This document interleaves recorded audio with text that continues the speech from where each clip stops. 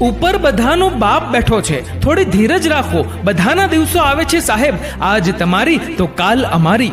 માછલીના બચ્ચાએ માછલીને પૂછ્યું કે આપણે જમીન પર કેમ જઈ શકતા નથી? માછલીએ જવાબ આપ્યો કે ભગવાને પાણી ફિશ માટે અને જમીન સેલફિશ માટે આપી દીધી છે. કબરને જોઈને પણ એક વિચાર આવે છે કે માત્ર આટલી જગ્યા મેળવવા કેટલું બધું જીવવું પડે છે. ત્યારે પ્રોબ્લેમ થાય છે. પાણી વગર હોડી ના ચાલી શકે એ હકીકત છે, પણ હોડીમાં પાણી આવી જાય ત્યારે પ્રોબ્લેમ થાય છે.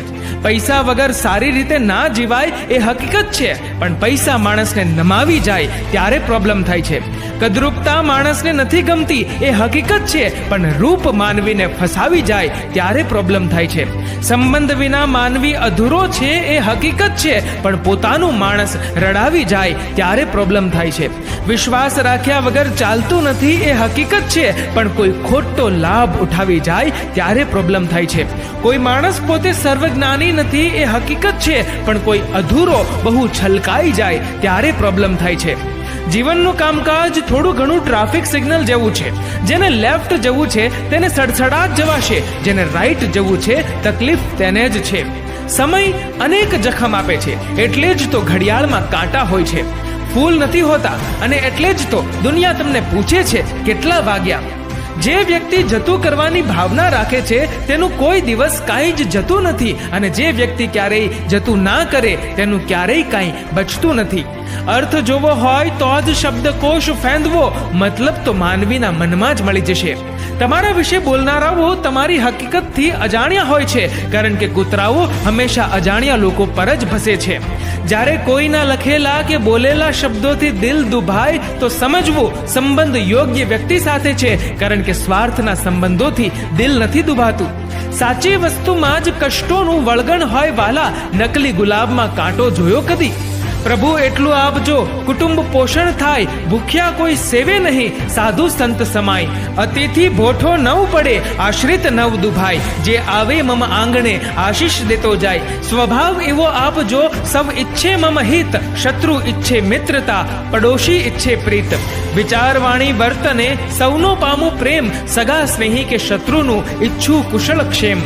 આપણા હૃદય સુધી એ જ પહોંચતા હોય છે જે પોતાના હૃદયથી બોલતા હોય છે. પ્રામાણિકતા રાખવી એ કોઈ પર ઉપકાર નથી, પણ પોતાના હિતની એક શ્રેષ્ઠ વિચારધારા છે. પડકારો જ જીવનને રોમાંચક બનાવે છે, અને તેનાથી જ તમારા જીવનનું મહત્વ નક્કી થાય છે.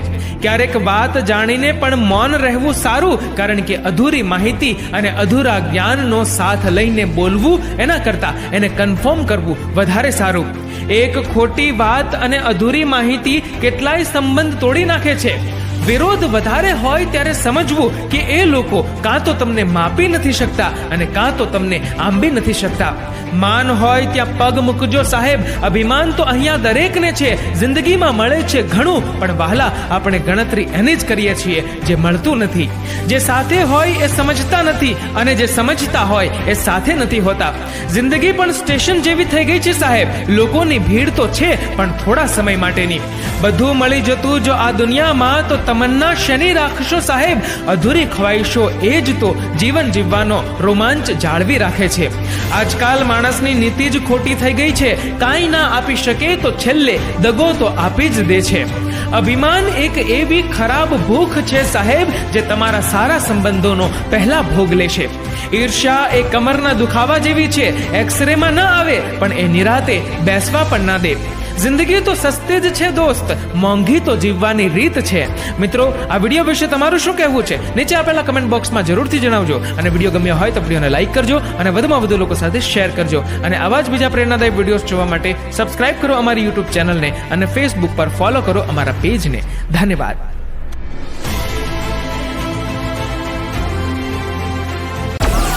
Download Moj.